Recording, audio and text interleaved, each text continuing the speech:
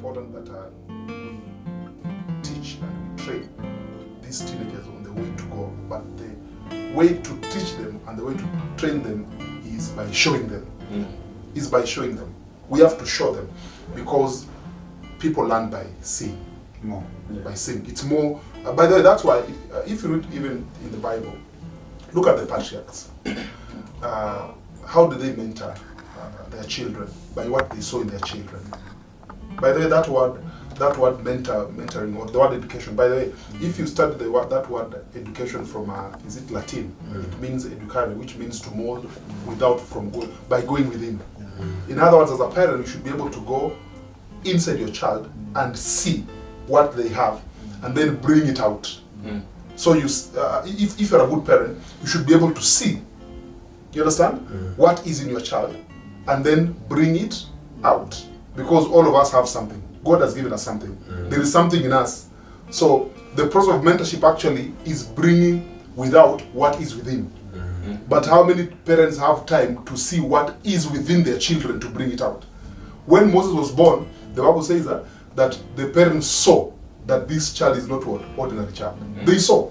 They look at this kid, they say there's something about this kid that is out of normal.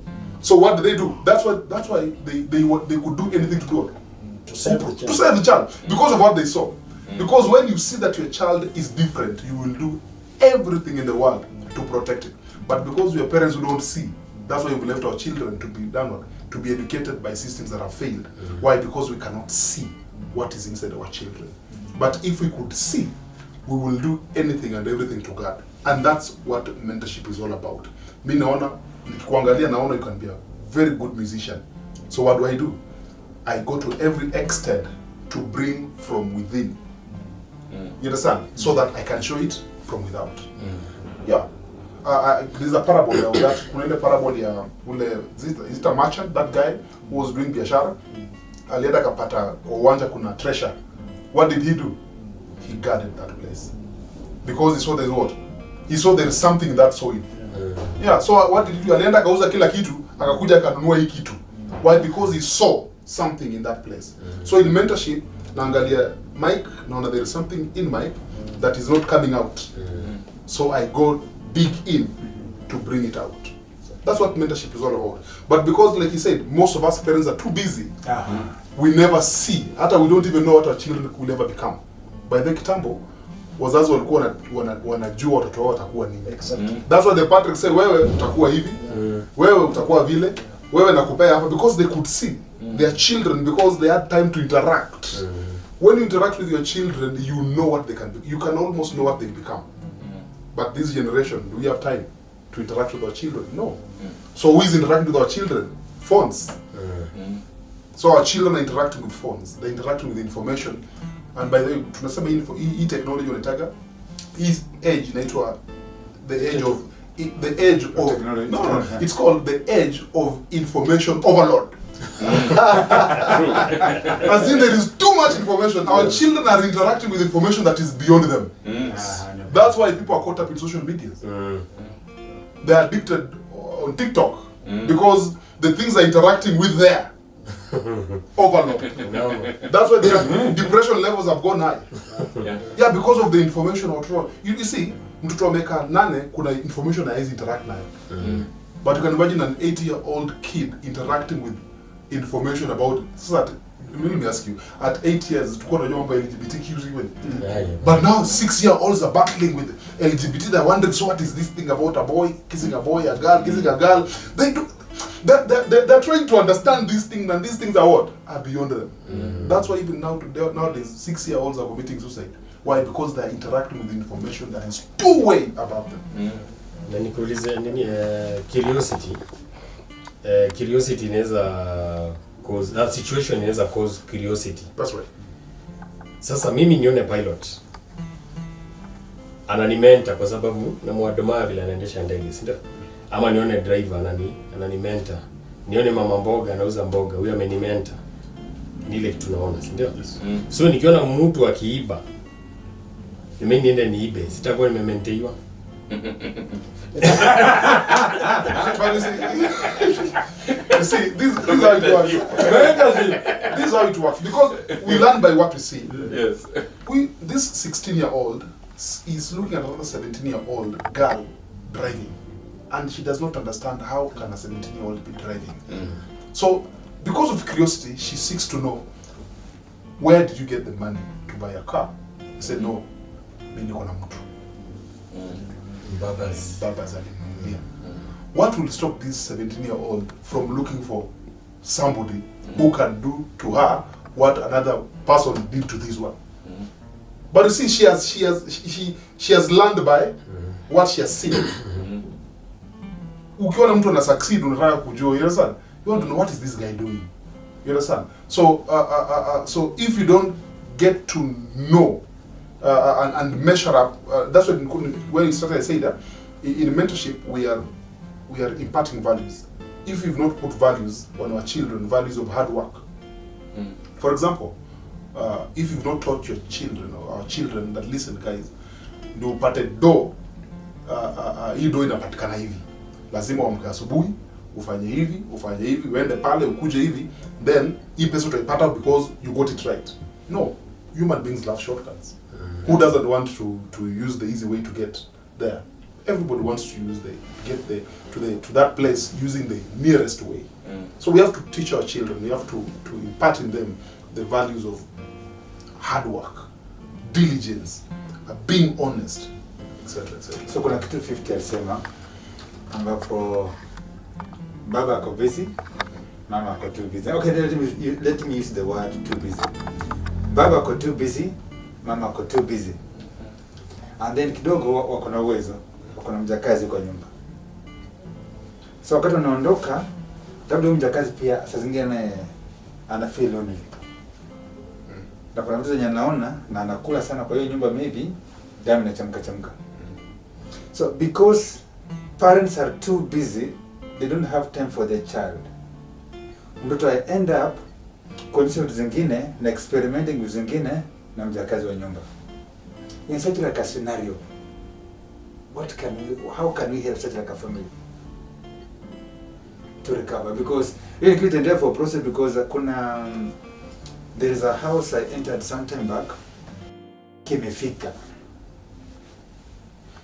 Sasa to that extent tukaona kuna vile paka unaona? Ndio tukakata almost like every person aliona kuna vile amekasirika na anaongelesha mjakazi. Yeye alikuwa na demonstrate mtoke ama waende wafanye kitu wanafanyanga. Yeye na mjakazi waende wafanye kitu wanafanyanga. Wakati imefika. Akawa mzee ikifika masa fulani watu tunafanya. So system ya mtoto imezoea. So it's like a conditioned person. It's a conditioned person. So mama alikuwa smart. Unajua tena alifanya, alitupoteza haraka.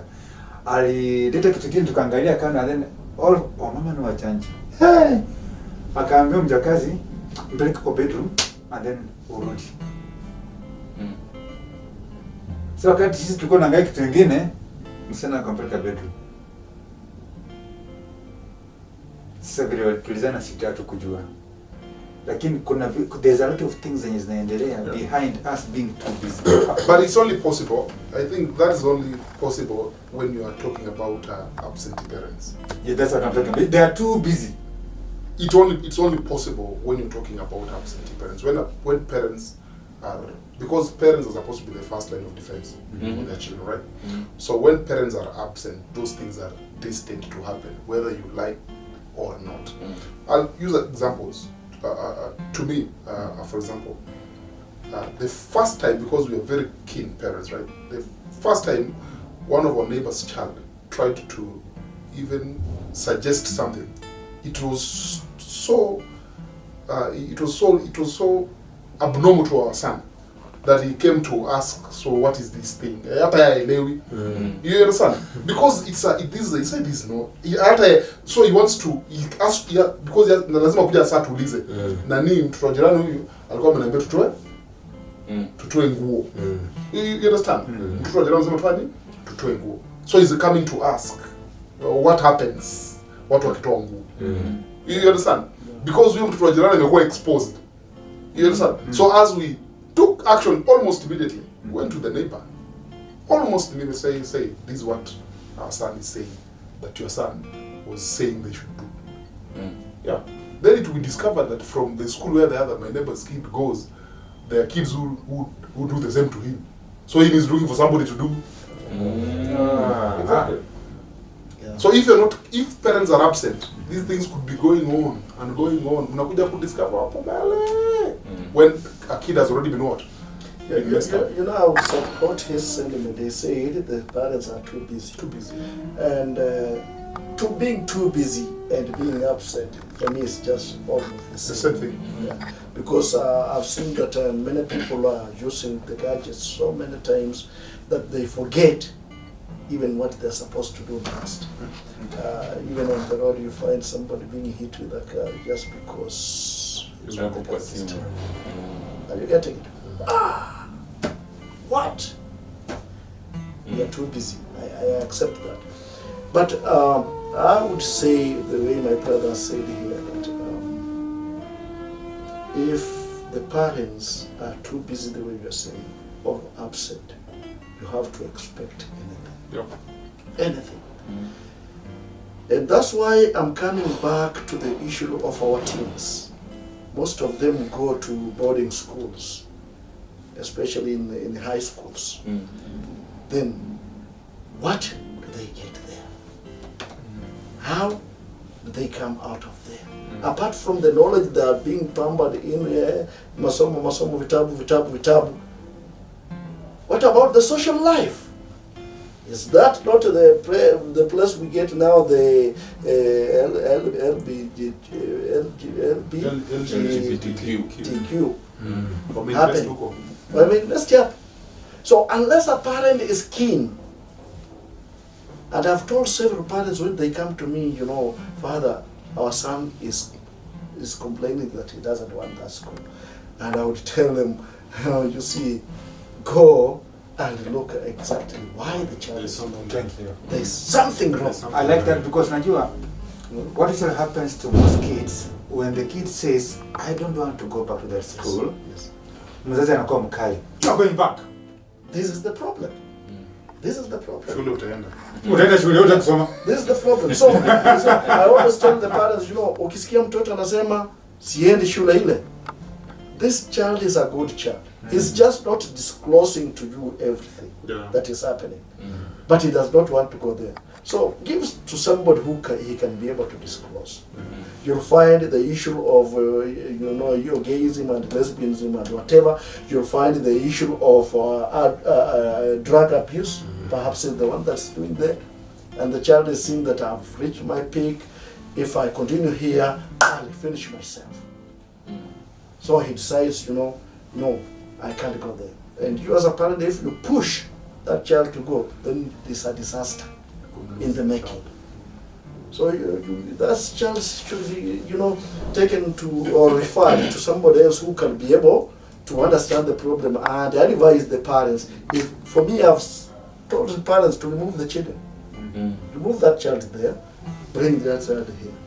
It's a boarding. Bring him to this day school. And monitor the situation. And the child would say, I would rather go to this school than going there. Say, no, give that child what he wants. There's something. And I think what I would advise, especially this generation of parents, because most of them ni our age, and most of our children, like a huge percentage of them, wamefika ile level yenye wanaenda grade 6, that is junior secondary, and most of them wanaenda boarding. Hii time yenye before, let's say waende boarding, because there are also some boarding schools that are good. Before waende boarding, from the onset, what I would advise, let's start mentorship from home. Take a lot of time with your children. Stay with them. That is how you actually, unajua most of the time Monday to Friday unasema umechoka, unakuja unapata the house help, the domestic manager amemsaidia kufanya homework, amemaliza.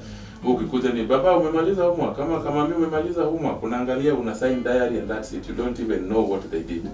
Unaona? The only time yenye una spend time na kidogo labda ni Saturday asubuhi before utoke uende job, kurudi ni late, na Sunday saa ile yenye uko church ndio unasema I spent time with my children. Sasa hiyo mko kanisa, mkitoka kanisa mnaenda ku have lunch, mnarudi nyumbani wewe tena umetoka. You have not spent time with that child at all. There's no mentorship yenye unampatia. There's nothing this child is seeing in you that they can emulate. The only thing that they can emulate is simu. Ikifika saa 3, baba weka news. Saa ingine hata unanyimwa remote. Unaona? You are not able to see news in your own house.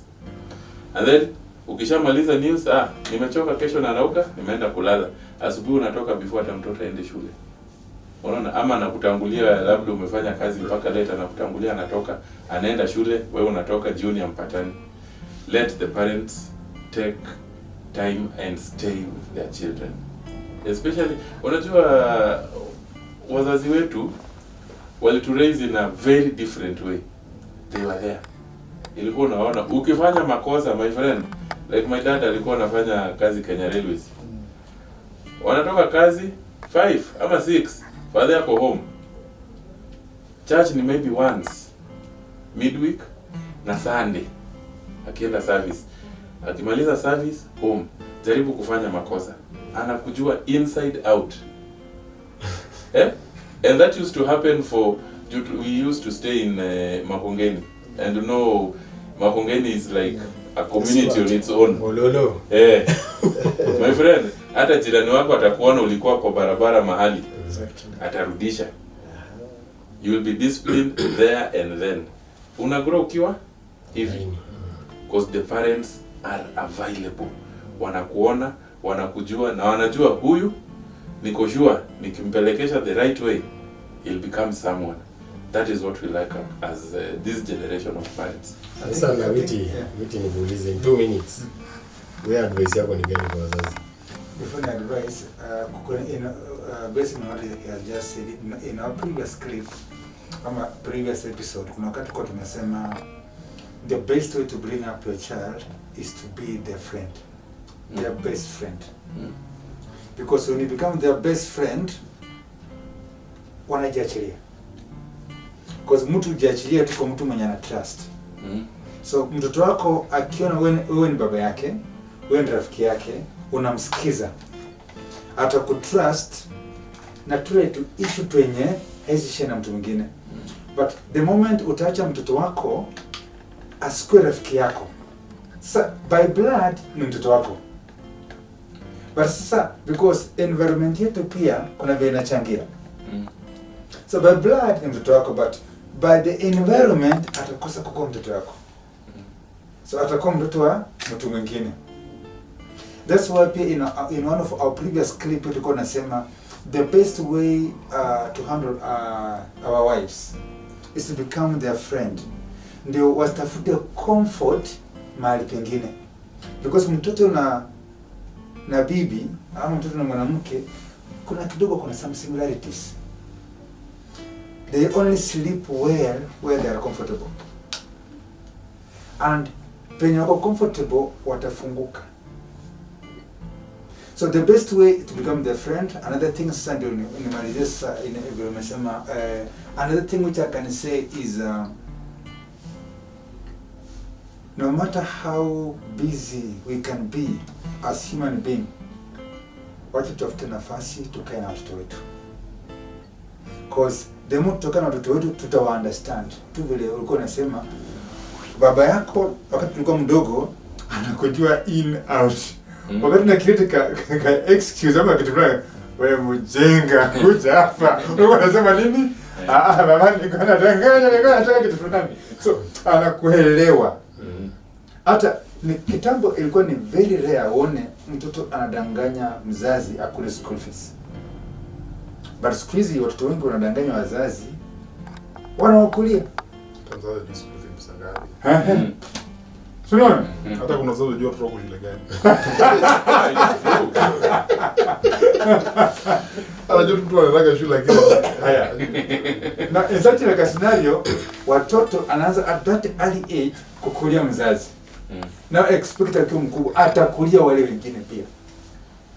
Na wakati utashtuka hivi mtu shakomaa how will you bend that tree? Very hard. Okay, poa kabisa. Alan, yes. Maoni yako kwa wazazi ni advice. Maoni yangu kwa wazazi ni Kwa haraka sana vitu tatu.